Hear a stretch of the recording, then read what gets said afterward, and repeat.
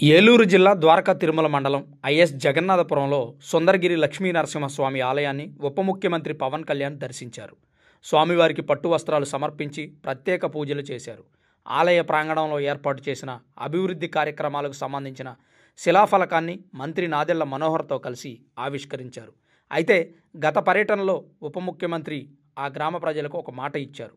Is జగన్నాథపురంలో కొలువై ఉన్న సుందరగిరి లక్ష్మీనరసింహస్వామి ఆలయ అభివృద్ధి కోసం గ్రామం నుంచి కొండ మీదికి వెళ్ళడానికి రోడ్డు నిర్మాణానికి 8,70,00,000 రూపాయలు శాంక్షన్ చేయించారు. అలాగే ఆలయ అభివృద్ధి పనుల్లో భాగంగా ఆలయ విస్తరణ కోసం 30 ఎకరాల భూమిని కేటాయించారు. ఇలాంటి పర్యటనలో వేలాది మంది ప్రజలు పవన్కి బ్రహ్మరథం పడుతున్నా ఎక్కడా కూడా ఆడంబరాలకు పోయి అనవసరమైన ప్రసంగాలు ఇవ్వలేదు.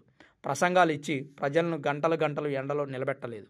ప్రజా ప్రయోజనాల కోసం మాత్రమే పనిచేయడం మన వృత్తి అన్నట్టుగా నడుస్తోంది పవన్ తీరు. విమర్శకులు సైతం ఉప ముఖ్యమంత్రి పవన్ పనితీరును ప్రశంసిస్తున్నారు.